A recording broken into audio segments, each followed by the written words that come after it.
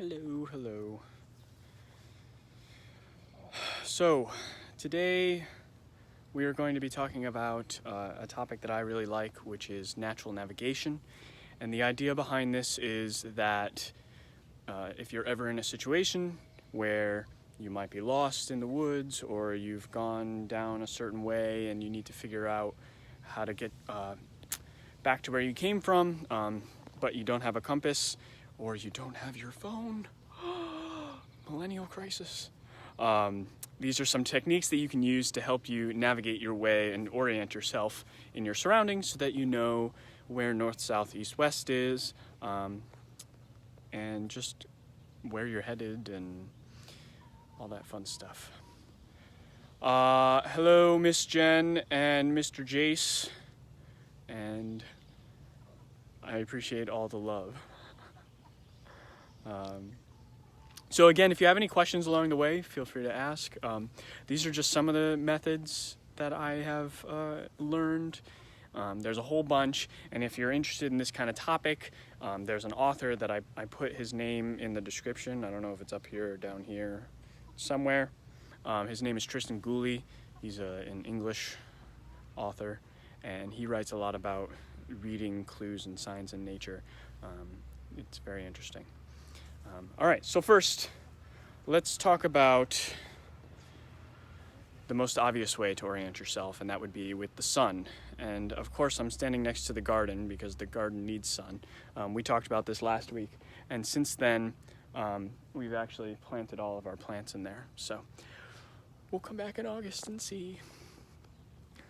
Hey, Alec. I'm happy you're here watching too. So for the sun is consistent in that it always rises in the east. In the middle of the day, it's always in the south. And at the end of the day, it's always in the west. I have the sun behind me, but just so that we don't have to always look at the sun, I have this little graphic here. So I'm actually facing south. And here's my sun. And there's the chickens taking a bath. So the sun is going to rise in the east, which is on this side. So if you're in the morning, if it's in the morning and you are seeing the sun rise, you know that you're facing east. And as the day goes on, it's going to rise up into the sky, and at the middle of the day, it's going to be in south. And that's when the sun is the brightest, and we'll talk about that in a little bit. You're falling. So that's when the sun is in the south, is in the middle of the day. And this, of course, is for the northern hemisphere. If you're in Africa or South America or Australia, these topics or these hints won't really help you out. And then as the day goes on, we come and set in the west.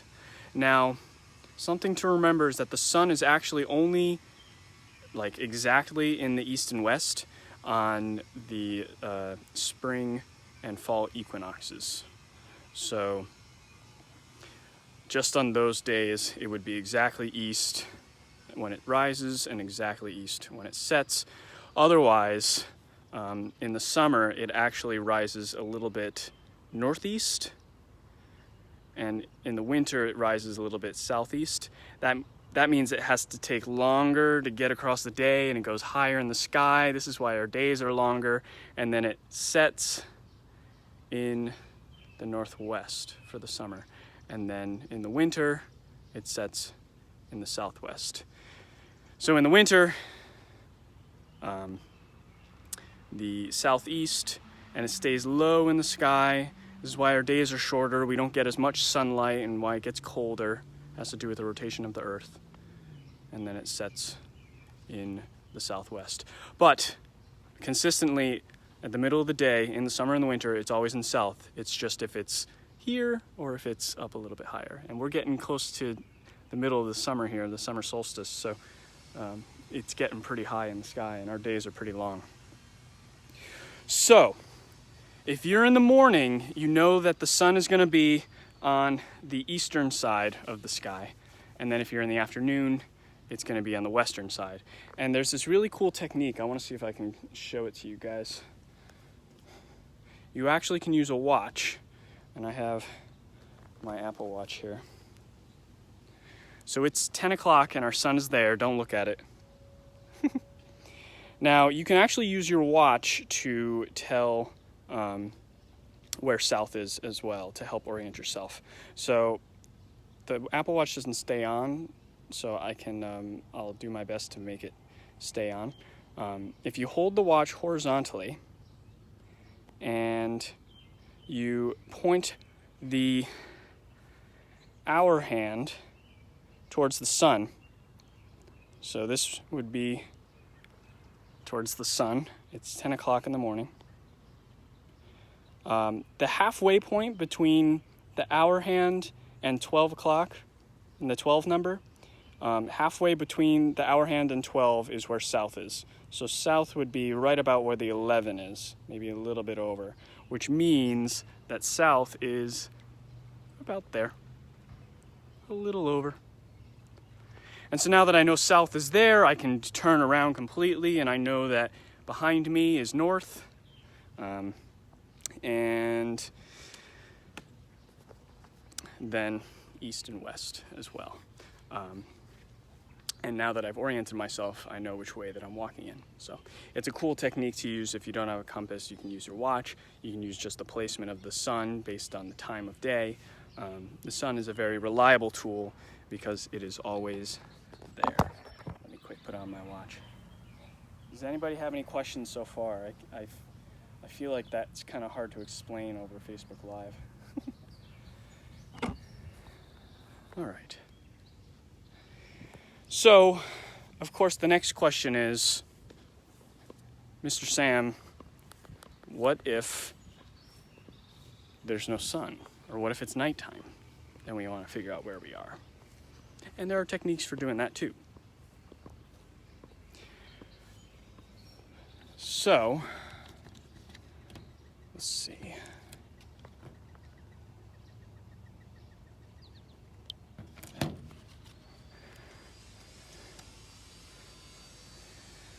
Does anybody know what this constellation is called?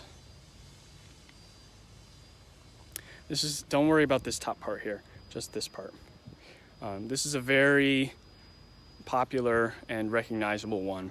Lots of people know how to find it, but if you're able to find it, it actually helps you to find the North Star, which is the star that I'm covering here.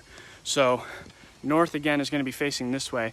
So up in the sky, if I find the Big Dipper up in the sky just like this, if I take the point, the distance between these bottom two, the distance between these two stars, and go about 5 times that distance in that direction, then we'll get to the North Star. So you really only have to worry about these two stars. Go up, up, up, up, up, up, and then there's our North Star. And the North Star is not bright, it's not very exciting to look at, but it's good for us to know because it's consistently in the north no matter the season. So this could be like this in the sky, it could be like this in the sky, like it could be in any position, but that relationship between those two stars and the distance and that direction leading you to the North Star will always be the same, and the North Star is always in the same spot. So if you're able to find the North Star, again, you can say, okay, so I know north is this way, so south is going to be directly behind me, and then east and west, and now I've oriented myself, and I know which way I want to go. Yeah. So another thing that you can do at night is you can use, now I know you guys know what this is called. The moon. So the moon also, specifically when it's a crescent like this, you can use that crescent shape. The way that the crescent works as it goes up through the sky, if you take a line directly from this point, gotta get it in the camera, to that point, just straight across, and then keep going down until you hit the horizon line, it's going to point you right towards south. So the moon's going to kind of come up like this, And no matter what, those points, if you draw a line from the top point to the bottom point and keep going all the way to the ground, it's going to point you directly to south. And if you don't believe me, you can check it out tonight, because we have a crescent moon tonight.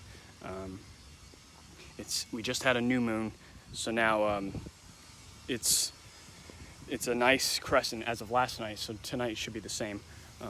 And you can test it out. Go in your front yard or backyard, wherever you're seeing, side yard, wherever you're seeing the moon, and just trace that line down and see if you can figure out where south is. So those are two nighttime methods, and again, that does rely on you being able to see the sky.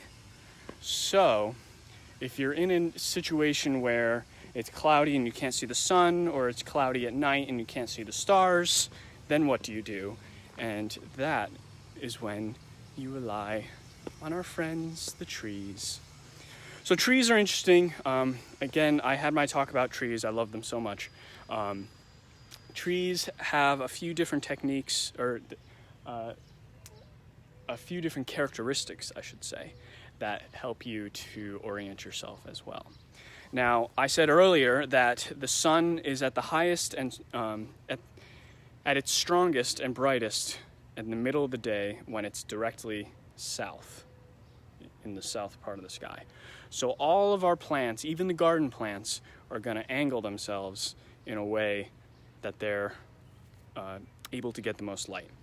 So that means, as long as there's not really a lot growing around them, the trees and the plants will angle themselves towards south.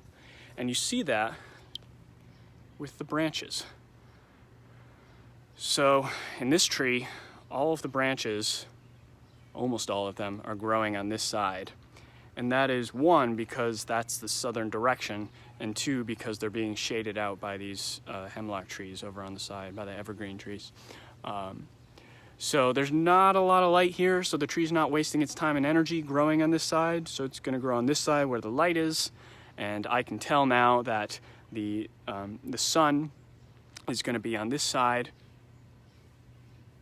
So this is telling me that south is in this direction. And the branches are actually pointing a little bit southwest, and that's simply because these trees are shading them out here. So with that being said, this kind of technique of using, I call them compass trees, works best on trees that are growing maybe alone in a field or on the side of a forest, or they grew there before all the other trees. It's like a really old tree that has been there before the forest came, so it kind of oriented itself before the trees kind of came in and shaded it. If the tree has nothing to block the sun, it's going to grow towards the south, because that's where the most light is. And I'll show you, actually, even our plants are doing the same thing. So, actually, going in the garden here to show you. You can see that this plant, this is a green bell pepper, is slightly angled towards the right side, and that's because it's angling towards the sun. So we know that the sun is this way when it's the strongest, so we know that south, again, is over there. And the other thing I want to share with you about trees is the characteristic of their leaves. So again, most leaves are going to be growing on the southern side of the tree, but you find on the southern side of the tree that in addition to large size, we also have smaller leaves. So the leaves on the southern side of the tree, where they get more light, are smaller. And that's because they don't need to be so big to catch as much light, because they already are getting so much light. So all these are southern side leaves. But again, if I go over to this side, more into the shade, we have a giant leaf, giant leaf, giant leaf. So this is more shaded. This is on the northern side of the tree. And these leaves are big because, oh gosh, look at this one. These leaves are big because they're in the shade, so they need more surface area to catch more light.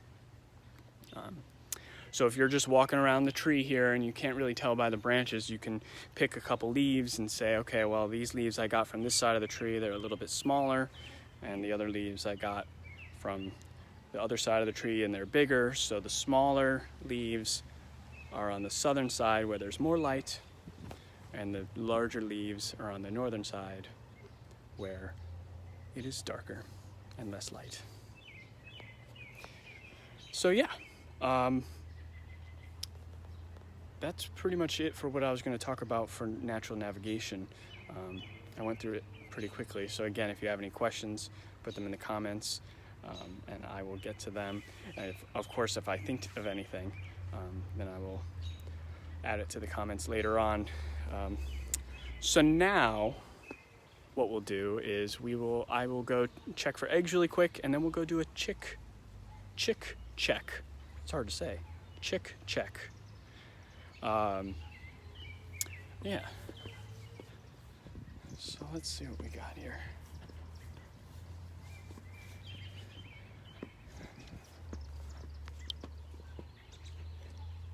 Remember, we have to be quiet.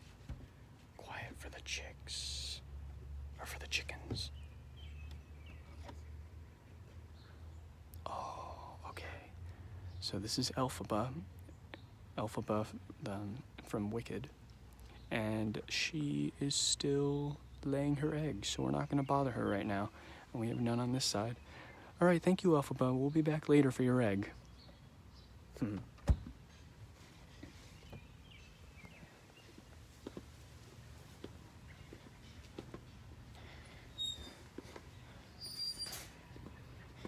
This is one of those old kale plants I put it in here for the chickens. Anybody want to say hello?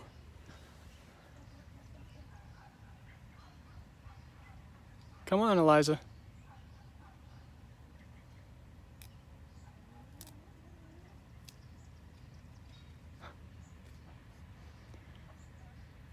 There she is.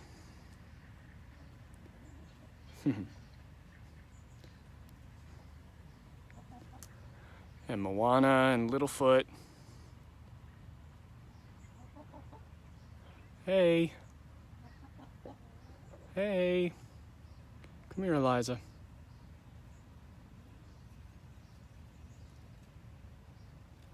They love kale. Do any of you like to eat kale too?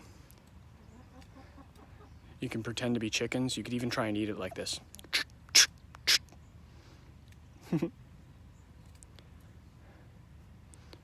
All right. Sorry, I moved too quickly for them. Let's go check on the babies. The babies are getting big. They're getting big. They're getting feisty. It's very fun to watch them grow. They're starting to get to we call it their awkward teenage phase, when their little poofy feathers are going away and their new adult feathers are growing in, and they look kind of silly, in my opinion. But let's see what we got. Hi, Maisie.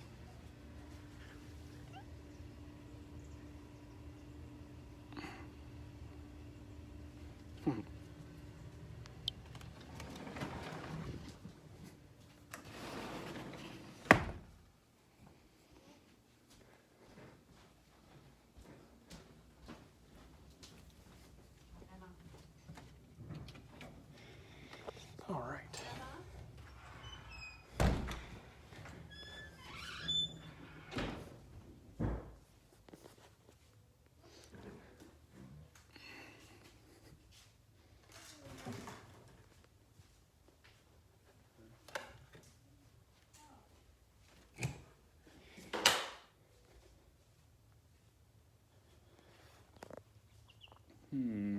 How am I going to do this?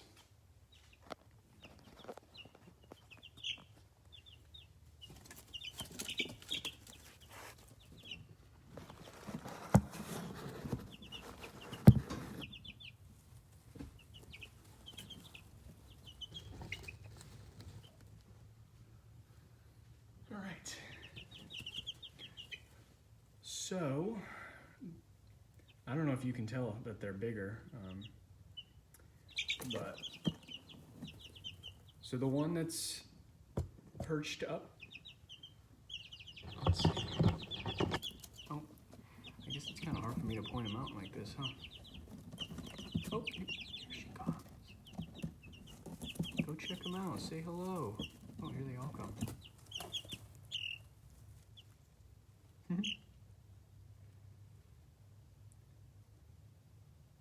Nobody speak too loudly.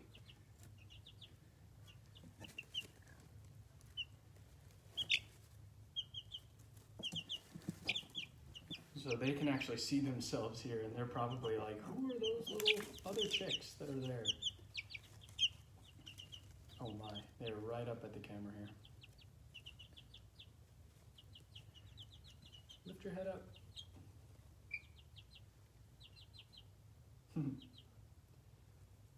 Lots of love from Jace.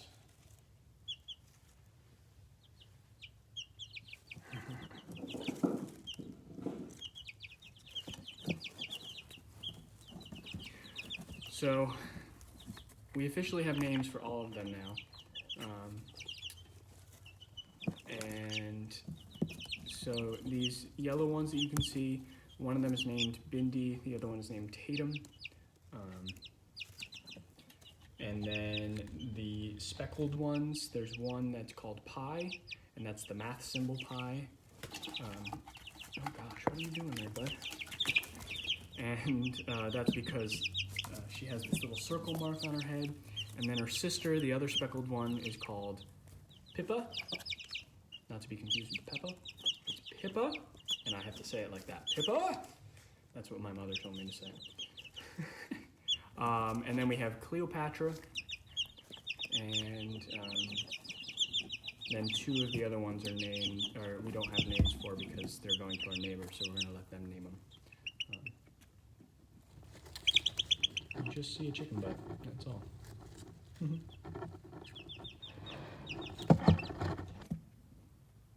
Very nice. All right, so I think I'm going to sign off from here. Oh, the chicken's trying to sign off. Don't peck the screen, please. So, if there's no other questions, then I will see you guys next week. And we'll see what's happening with these chicks later on.